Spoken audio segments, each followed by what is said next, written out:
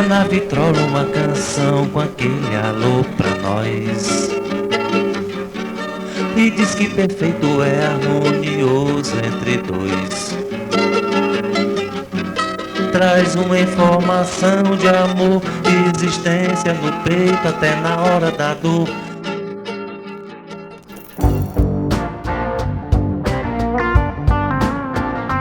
Um sonho que a gente nem ousava sonhar, assim, que a gente tinha essa lembrança dessa banda, dessas composições, mas nunca tinha realizado musicalmente, né? Está sendo muito emocionante. Eu acho que é um trabalho de memória, assim, muito forte, que passa pelas nossas memórias, né? Como a gente não tinha gravações, nem de disco, nem de fita cassete, nem de VHS, de nada, né? Então as músicas, elas foram restauradas pela memória.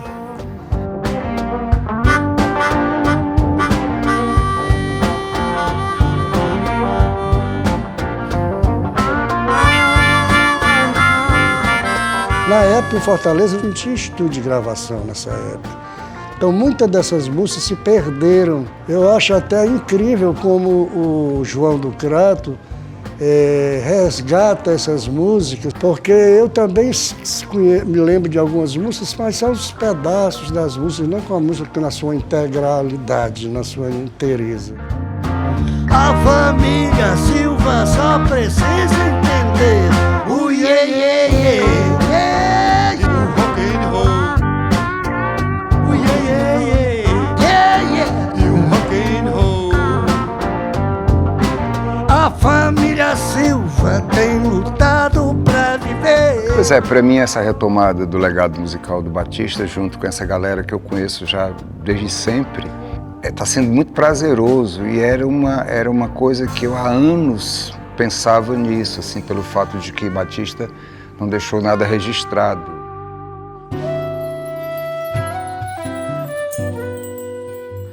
O Batista Sena é uma música assim, primeira coisa que o Batista Sena sempre é fora de padrão, não tinha padrões nem regras, era uma música mais livre, assim, na época não era, o Batista Sena a gente começava com um blues, depois entrava numa guarânia, depois entrava no baião, era diferencial, só de falar uma coisa, terra, né, tinha uma coisa também da terra, a gente gostava de compor lá em Palmácia, também lá em Camusim também, a gente viajava pro Crato.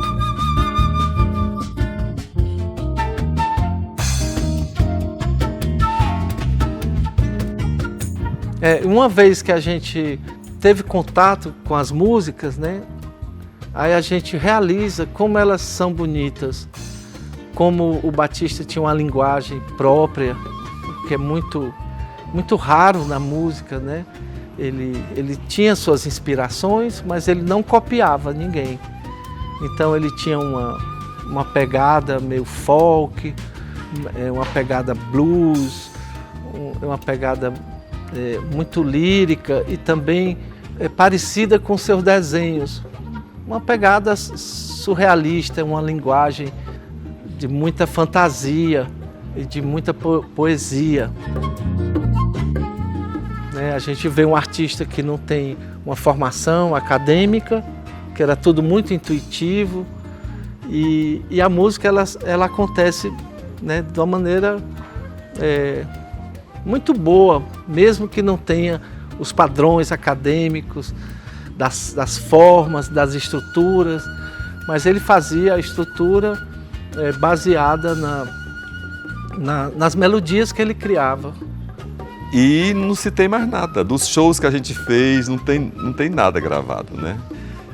E aí eu acho que esse retorno é legal por isso, porque ele vai fazer esse paralelo do que acontecia há 40 anos atrás e do que a gente está fazendo hoje, mas que hoje a gente está contando essa história e acha muito interessante que tudo isso esteja vindo à tona para essas novas gerações escutarem e saberem de quanto era rico e quanto era maravilhoso essa época que a gente passou, que a gente viveu, né? Que a gente vivenciou e que revolucionou, né?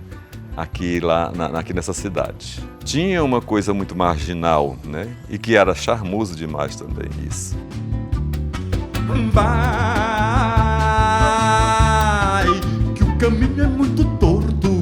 2 metros retos são poucos, poucos, poucos, poucos.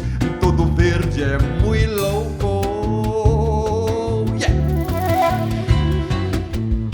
Na ladeira sopra um vento muito frio. Serras montadas nos rios. Olha, toda essa revolução estética, comportamental, a psicodelia, o rock and roll blues, a revolução sexual, tudo isso chegou em Fortaleza no início dos anos 70 e trouxe toda uma mudança comportamental na juventude da época. E foi essa geração que realmente fez o enfrentamento de uma sociedade altamente conservadora, careta, preconceituosa, isso em plena ditadura militar. E é claro que isso trouxe toda uma geração de artistas, de músicos, de artistas plásticos que transformaram o cenário não apenas estético, mas também comportamental de Fortaleza. O Batista representa, com esse cabelo grande, um homem bonito, sensível, artista, com várias facetas de sensibilidade estéticas, né? Fazia parte dessa turma que tinha cabelo grande, que era profundamente estigmatizado, e a gente até o povo chamava de bicho grilo, né? Porque essa contracultura, ela sonhava com um novo modo de vida. Na época, a gente era tido como assim, bicho grilo, né? Natureba, hippie, né? A gente tinha um estilo, não, aqueles caras são meio hippie, né? Era uma época boa, né? Era uma época, apesar assim, da gente ter essa repressão, a repressão da ditadura, ainda tinha muita, mas era uma produção cultural muito grande, né, cara? Era uma época que desembocou também na Massa Feira, o Estoril era sempre final de semana, era muita gente, muito artista. Foi uma época que apareceu muitas músicas, né? Apareceu uma produção musical grande aqui do Ceará. O Ceará é um grande produtor, né? É um cancioneiro grande, assim, muito representativo no Brasil. Tempo das rosas, mangas, do caju. Se é fruto desse tempo, ainda não passou, nem saiu da moda. Será nódoa que nunca largou. Vem meu amor, tô carregado de calor, pensando que a era até a era já passou.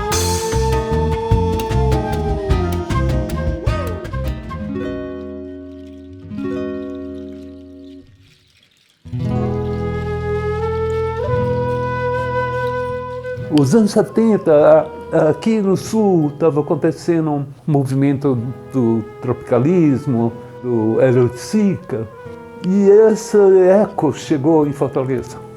Nós éramos uma cena alternativa de Fortaleza, porque ao mesmo tempo que as artes plásticas a gente fazia alguma coisa, mas a cena paralela, o rock, a música eram muito importante, muito forte.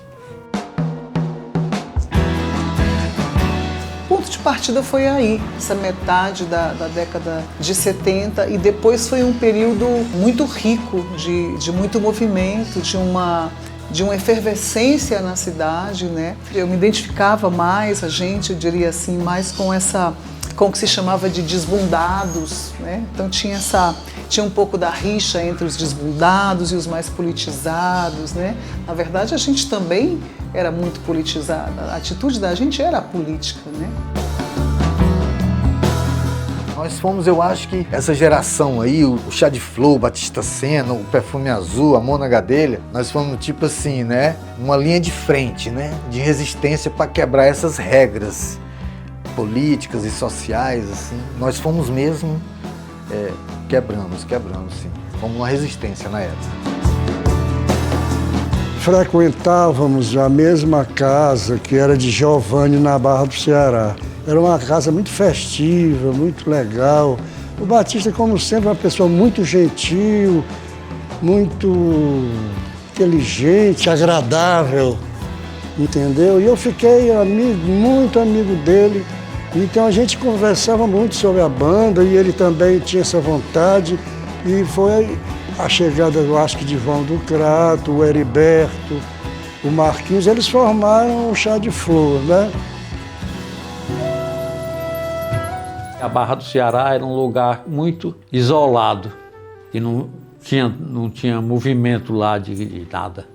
E eu ia para lá, passar os fins de semana, até morei um tempo por lá. Conheci o Batista, aí ele gostou também de ir para lá. Aí a gente passava dias por lá. Ele gostava muito de tocar. E sempre juntava música e fazia umas serenatas, juntava muita gente. Na casa da Barra do Ceará, a casa do Giovanni, que era do outro lado do rio Ceará, que a gente atravessava de barco a remo, tinha esse lugar como um lugar de encontros e de criações, né? Então lá a gente agregava as mais diversas linguagens da arte naquela época, naquela Fortaleza provinciana ainda, né?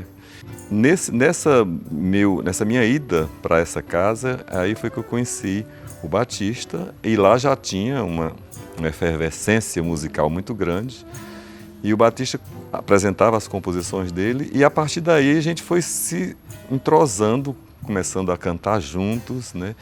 E aí surgiu a Banda Chá de Flor, né? Um movimento incrível, né? Revolucionário, que na época Fortaleza estava vivendo, além da ditadura militar, estava vivendo o movimento Massa Feira. E aí a gente, aliado ao Chá de Flor, tinha o Perfume Azul, tinha a Boca da Noite, tinha a Mona Gadelha, e a gente sempre estava todo mundo junto. Aí a partir daí foi incrível, assim, a presença do Batista como líder da banda, né? Porque na verdade ele sempre foi uma liderança, né? Era incrível, porque ele tinha esse poder de liderar, de aglutinar as pessoas em torno dele.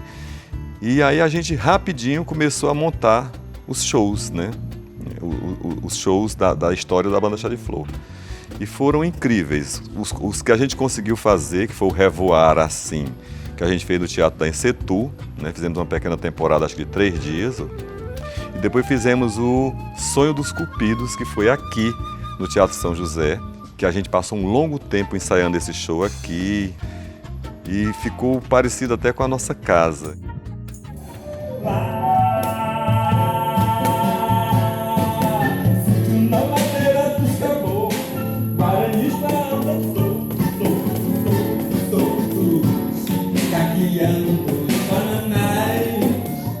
Mas a gente ensaiava, tinha alguns lugares, tinha uma boate ali na Praia de Iracema, Porto da Draga, uma boate assim, para usar um termo nobre, né? Vamos chamar de boate, mas tem outros termos para esse tipo de lugar. A gente ensaiava de dia. E também esse lugar aqui, que é o Teatro São José, que era um teatro que não estava assim restaurado, né? Um teatro operário. Tinha aqui a dona Lirice Porto, que era a diretora, e cedia o teatro para os ensaios e para shows, né? Conheci o Ronald, né? O Ronald eu era amigo dele desde quando eu nem tocava baixo, tocava só violão clássico, sabe? A gente se conhecia, eu e o Ronald, o Mocó. Aí eu acho que foi por aí que eu conheci o Batista. E ele era artista plástico, e na época também eu pintava, sabe? Mas eu conheci ele mais tocando mesmo, com a Banda Chá de Flor. Tá sendo ótimo, a Banda Chá de Flor reativando, né? A memória da época que a gente começou, que era uma época muito boa, o trabalho do Batista Sena, né? Se reencontrar o João do Crato, esse pessoal todo. O trabalho do Batista era muito interessante, era um trabalho inovador. Eu era o caçula da banda. Eu fui convidado pelo Batista logo quando eu estava começando a tocar, começando a estudar. Eu tocava violino e tocava flauta também. Então na banda eu apareci tocando violino, né? Eu participei de alguns shows e foi lá que eu conheci o resto da banda, o Ronald, o João do Crato, o Mocó, o Marco Aurélio e Manelzinho de Jardim, que fez parte também da banda durante um tempo. Mas era o caçula, então eu estava assim, aprendendo, né, iniciando, 1979, 1980, e foi a primeira banda, né, que eu participei. Logo depois eu fui embora do Ceará, fui morar na Bélgica, e em 82, 83, e a banda continuou ainda um tempo, né? Eu era amigo do Lúcio, né? O Lúcio, e eu era amigo também do Batista Sena, me convidou para fazer um som na exposição do Luiz Hermanos no Náutica, eu acho, se eu não me engano, em 1976, se eu não me engano, 75, uma coisa assim. Que aí eu fiquei conhecendo o Batista Sena, foi muito legal o show na exposição, foi uma coisa muito, deu maior ibope, assim. E aí surgiu o convite, o Batista Sena me convidou para ir na casa dele, aí daí não parou mais, né? Eu ia sempre na casa dele e sempre era uma coisa de produção musical, né? Ele, lógico que ele tinha as produções plásticas, né? Misturava um pouco, mas sempre que a gente estava junto, ele me falava, Ronald, vem aqui que eu fiz uma música, vem cá para ouvir. A gente ia lá, eu ia lá, e sempre acabava em música, né? A característica do Chá de Flor era isso, ele tinha nas letras, né, e na melodia, e até nos arranjos e na interpretação, tinha essa conotação, né, de futurista, de performático. A gente já fazia as performances que depois foi que vieram a aparecer os performers. O Batista passou um tempo no Cariri, tinha essa ligação com o Blandini, que fez a bebida Chá de Flor, inspirada na banda, ou a banda se inspirou na bebida. A gente vai ter que, né, responder essa pergunta, quem nasceu primeiro, né?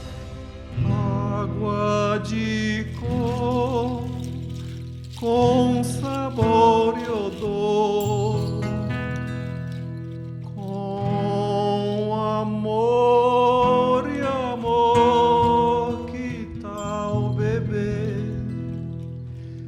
Água de cor como a cor do ardor.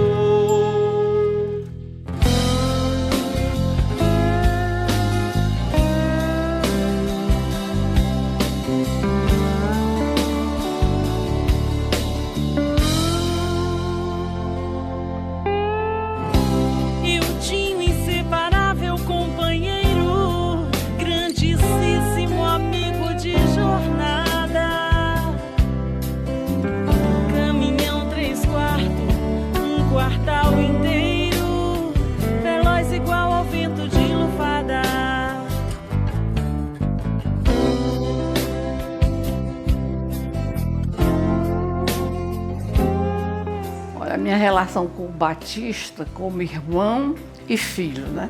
Porque ele veio para o nosso poder, meu e do esposo, né? Com 9 anos. Quando ele nasceu, o papai já estava doente, né? Já estava perto de morrer. E no dia que o papai morreu, a mamãe pegou ele no colo e trouxe e me entregou dizendo: Menta, tome conta do seu irmão, que o seu pai vai morrer. Aí daí para frente eu tomei conta dele. Ele surgiu de repente e ele que criava tudo, ele que quis fazer tudo. Nunca teve incentivo de ninguém, não, da gente não. Ele criava tudo. Desenhou sozinho, foi fazer as coisas dele tudo sozinho. Nunca foi para a escola de desenho, de nada, artes não. Ele já trouxe do berço. Ele gostava muito de olhar as coisas, de arrumar, de cuidar de jardim, de pintar, de escrever, cantar. Ele desde pequeno que ele tinha esse dom. Ele foi o primeiro tatuador de Fortaleza. Começou com as agulhas. Depois que eu comprei o aparelho para ele, ele começou a fazer com o aparelho. Mas eu tenho tatuagem feita com agulha. A primeira tatuagem que ele fez em mim tá aqui, um Capricórnio. Tudo que ele fazia, a gente dava o maior valor, né? Eu e a Madalena, né? Todo ano tinha um salão de abril na Passo Ferreira e ele participava. Desde a primeira participação dele, ele tirou o primeiro lugar. Passou 10 anos tirando o primeiro lugar. Aí acharam por bem ele não participar mais, porque só quem ganhava era ele. Nada poderá conter. Acompanhando as andanças dele, ele morou em vários lugares, né? Paracuru, Quixaba. E eu acompanhava, eu passei uns dias em Paracuru, na casa dele. E depois Camusim. Em Camusim eu já era músico profissional. Havia os festivais de Camusim, que era todos os anos as pessoas esperavam por esse festival. E lá na casa dele era o nosso ponto de encontro, era o nosso oásis, né? Onde a gente comia, onde a gente ficava lá depois dos shows e ficava tomando umas e comendo as coisas que ele fazia e tocando.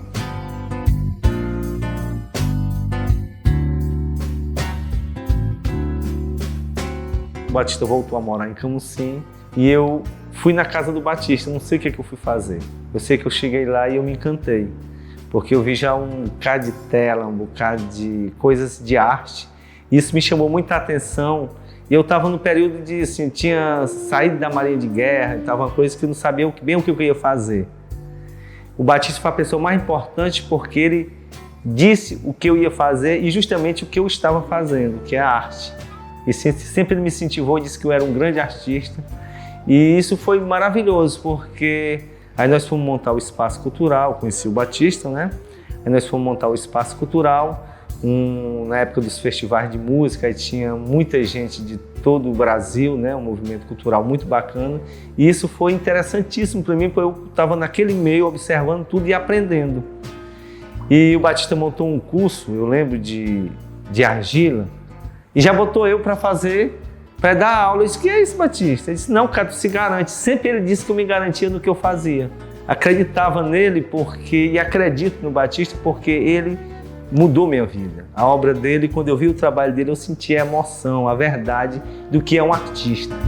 E o itinerário das cinzas é misterioso.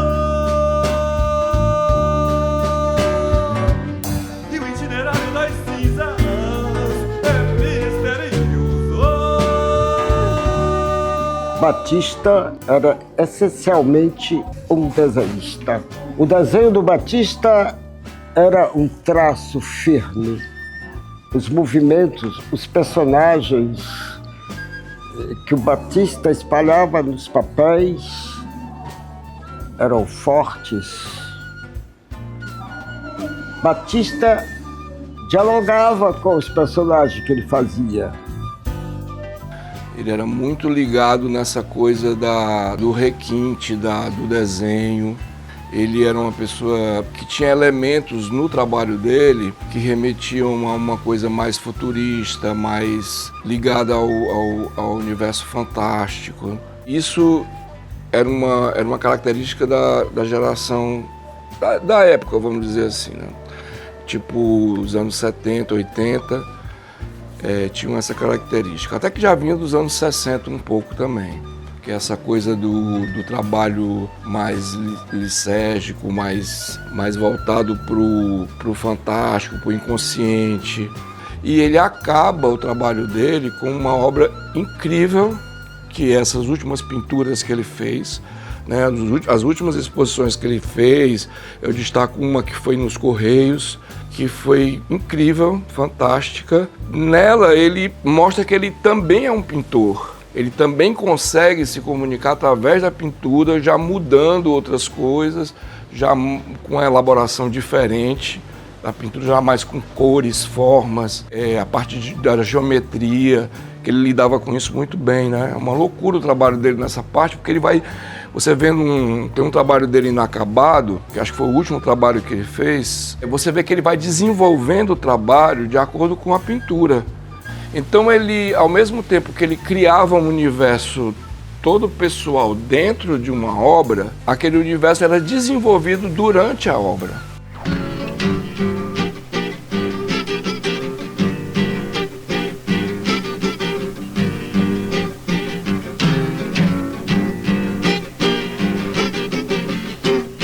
Tem uma peça dele que me encantou, foi uma espécie de mobile que ele fez de conchas, né, que pareciam borboletas, então está na minha mente até hoje essa imagem.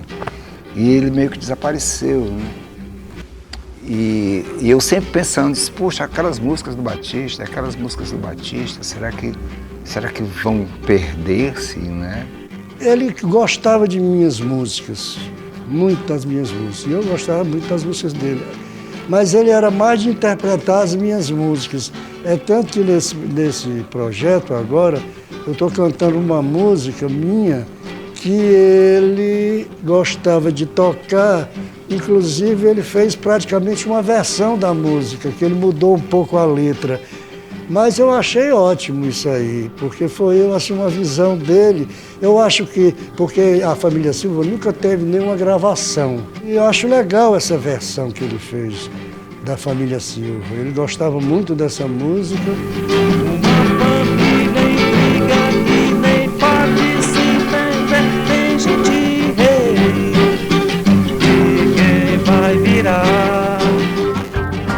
A família Silva tem lutado pra viver, desde que saiu do interior para vencer uma partida de futebol numa tarde sem sal, para uma torcida internacional. A família Silva só precisa entender o iê.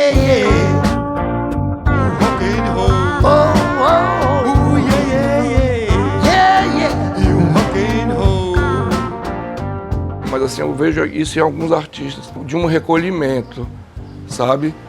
Sem necessariamente estar nos holofotes, estar querendo participar. Que isso também é uma característica, não estou falando que seja negativa ou positiva, é uma característica, mas é uma característica mais, né, intimista, da arte como uma coisa muito mais voltada ao desenvolvimento interior do que uma coisa voltada ao comércio e à exibição da obra. Então, eu vejo no trabalho do Batista justamente isso, essa ligação que ele tinha com o comportamento, né? A praia, uma vida mais solitária, uma vida mais voltada à natureza. E alguns outros artistas tinham também essa necessidade de ir para os grandes centros. Ele optou por não ir.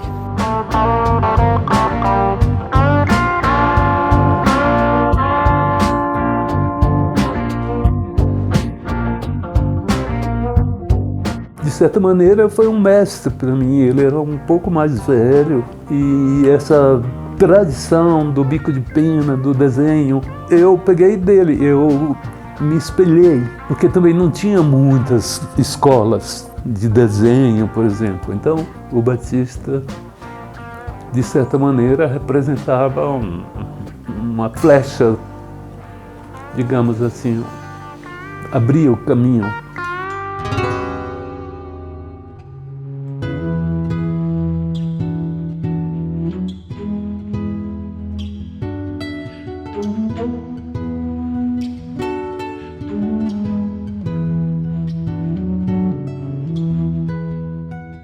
A Banda da Lua foi um grupo de folclore aqui da região que o Dinho idealizou e nós juntos fizemos a parceria e criamos. Era uma banda, uma mistura de reizado, né, com Bumba Meu Boi, com dramas, a gente incrementou com forró.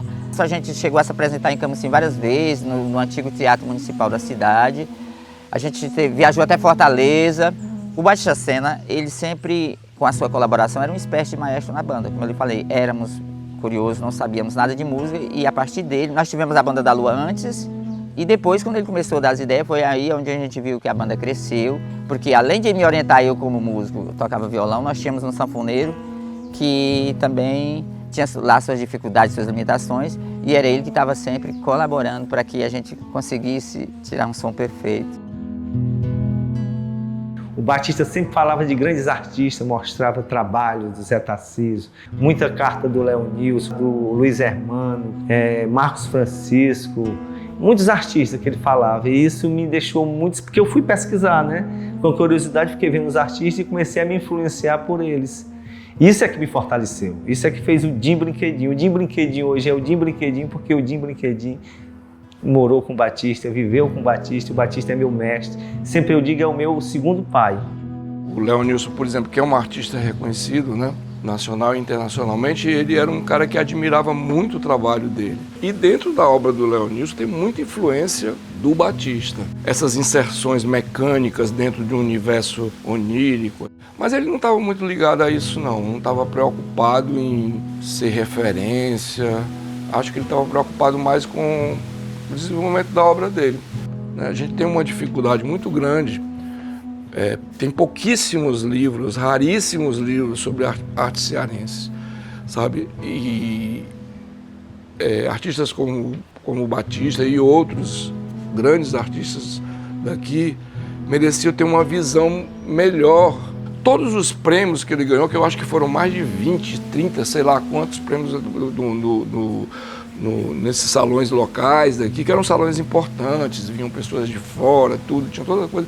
Todos esses prêmios parece que significavam nada, porque não havia um diálogo sobre o que é que significava aquilo. Quem era aquele artista, o que é que ele queria fazer, qual era o projeto. Tudo isso nesses salões, que são tidos como grandes salões, e na verdade eram na época, mas havia essa falha enorme. Olha, eu conheci o Batista Senna e a banda Chá de Flor na exposição América Latina Lata de Sardinha, realizada pelo Luiz Hermano lá no Náutico. Ali eu vi o Batista cantando pela primeira vez e daí a gente começou uma amizade, eu passei a frequentar também a Casa da Barra. E eu era poeta da geração marginal, era poeta da geração mimeógrafo. Eu vendia os meus livros nas portas do teatro, nos eventos culturais.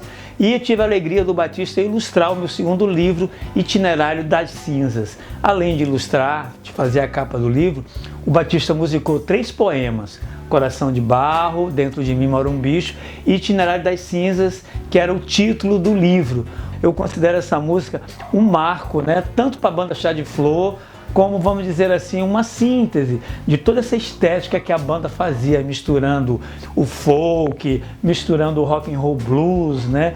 Fazendo uma coisa totalmente inovadora em termos de estética para a época. Nada poderá conter teu rosto de cera frente ao espelho, sol do meio-dia. Vai derreter e docemente derramar formas do acaso da vida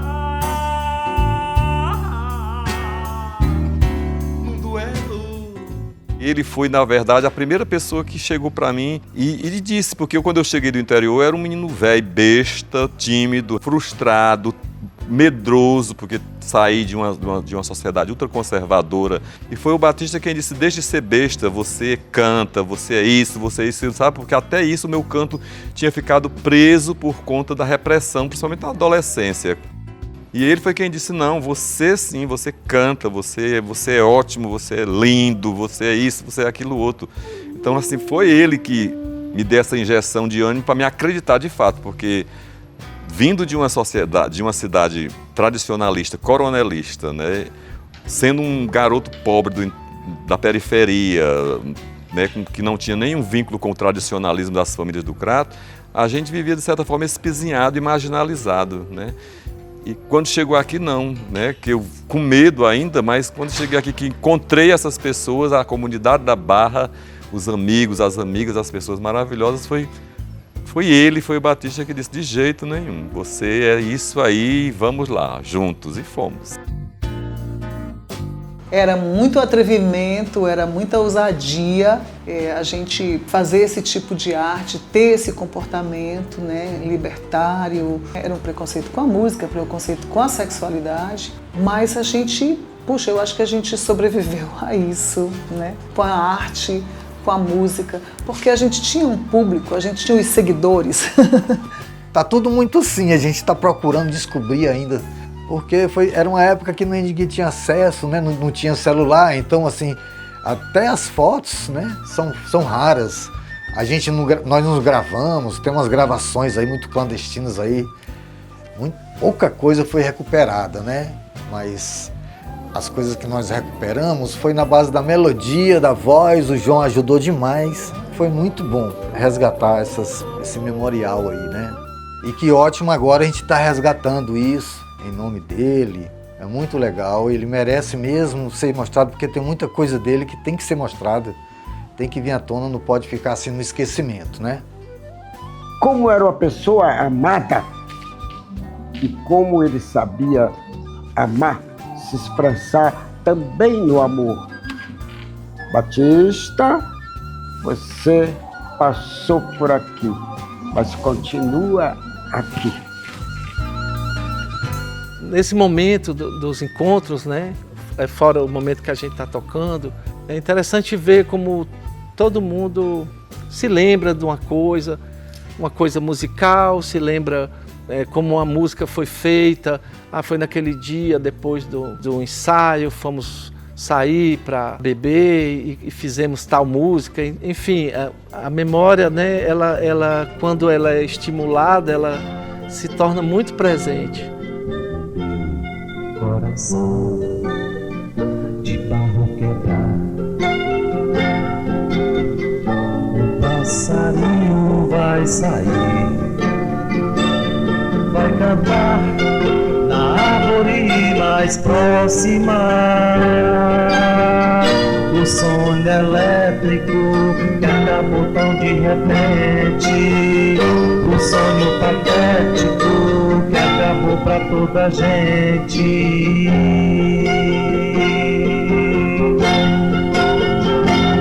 Quando meu coração inteiro voltar, todos os meus será.